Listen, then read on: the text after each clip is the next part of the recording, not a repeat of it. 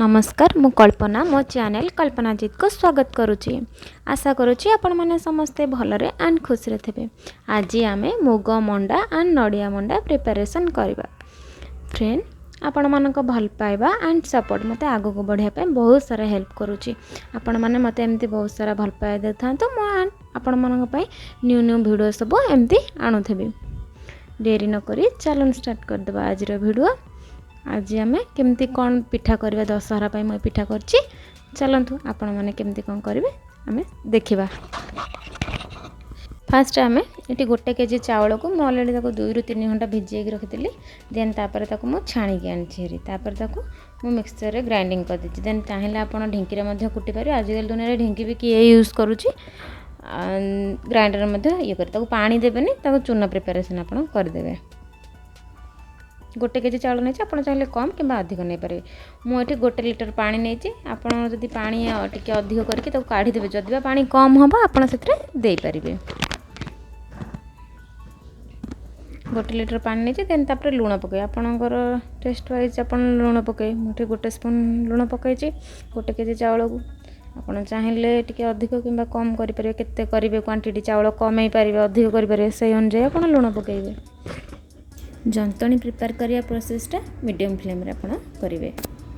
देखंतु चावलटा ये पूरा फुटीगला माने सॉरी पानीटा देखंतु पूरा फुटीगला गोटे पटे आप चूना पकेबे देन आउ गोटे पटे ताकू घांटुथे ना तले गोटा हो पूरा भलसे आप गोटे पटे पकेबे गोटे पटे घांटे।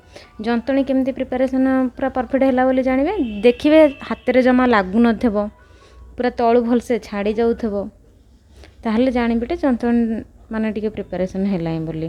कलर भी टिके चेंज हो जाउथबो जदि आप जानले मोर परफेक्ट है लास्ट को आप टिके ना को पूरा स्लो जल रे 2 मिनट पर्यंत घोड़े टिके रखीदेवे। आमर ये जंतणी प्रिपेरेसन हो गला मुझे गोटे प्लेट को ऑलरेडी काढ़ी देछि। ये टिके ठंडा हो आम चलतु यार पूरा प्रस्तुत करवा। मुझे हाफ केजी मुग नहीं मुग को ऑलरेडी सिझे देछि।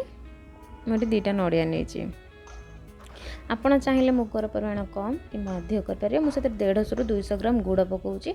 अधिक मीठा चाहिए आप करेंगे ना कम भी करेंगे किंतु अधिक मीठा पकईले पिठाटा फाटी जाए से लगी मुझे नॉर्मल मीठा पकईकी देन तापर चकड़ी देवा चकड़ी की पूरा प्रिपेयर करवा।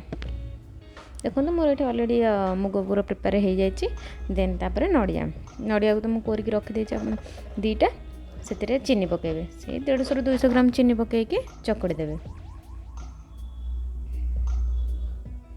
चकड़ी देछि देन आप जो जंतणी रखिथे फास्ट टिके चकड़ी देवे टिके पानी हाथ होगी चकड़ी देवे से गोटे छोट गोलटा ने बेसी बड़ ने कि बेसी छोट ने देन तापर यही भाया करेंगे टिके पानी हाथ को हेबे ना से पूरा चिपचिपा भाया हो टिके पानी हाथ होता देन तापर मुग पूरा देवे।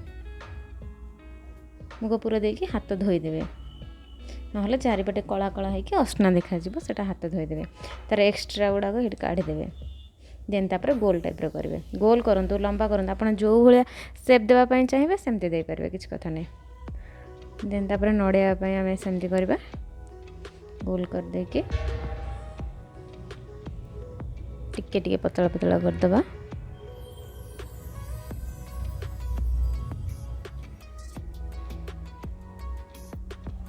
बेसी कम पूरा देले भी तार टेस्ट आसनी जेहेतु ये सिझा पिठा बेसी कम पूरा देवेनि जमती जी दरकार से आप पूरा देवे।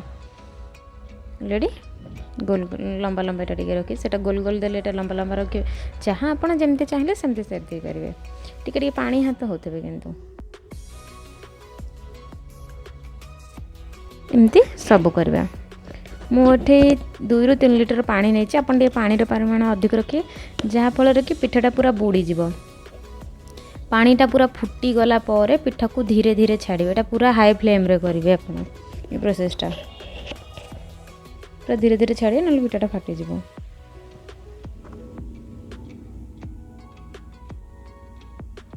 देन तापर आप कभर देदेवे आप चाहिए कभर करेंगे ना मुझे कभरटा काढ़ी देछि। देखो मोर ऑलरेडी पिठाटा केते सुंदर हो जाए जेपर्यंत पिठा न भासी आप से पर्यंत सियोर पिठा हेनी पिठाटा ऊपर भासब ताहले आप जानबे जे पिठाटा हो जाए।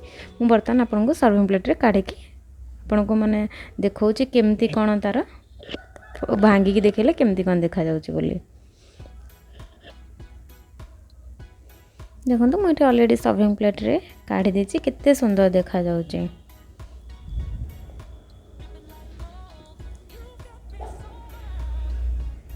ମୁଁ ଏଠି ଆପଣଙ୍କୁ ଗୋଟେ ପିଠା ଭାଙ୍ଗିକି ଦେଖାଉଛି, ଆପଣ ଦେଖିପାରୁଥିବେ। ଦେଖନ୍ତୁ କେତେ ସୁନ୍ଦର ଦେଖାଯାଉଛି। ଆଉ ଏଇଟା କିଛି ବି କଞ୍ଚା ନାହିଁ। ଆପଣ ସେଇଟା ଭାସିଲା ପର୍ଯ୍ୟନ୍ତ ଅପେକ୍ଷା କଲେ ଜାଣିପାରିବେ ଏଇଟା କିଛି ବି କଞ୍ଚା ନାହିଁ। ଆଶା କରୁଛି ଆପଣଙ୍କୁ ଏ ପିଠାଟା ବହୁତ ଭଲ ଲାଗିଥିବ। ଯଦି ମୋ ଏ ରେସିପି ଭଲ ଲାଗିଥିବ like, share, comment and subscribe କରି ରେଡ୍ ବେଲ୍ ଆଇକନ୍କୁ ପ୍ରେସ୍ କରିବାକୁ ଭୁଲିବେନି। Bye guys, love you guys.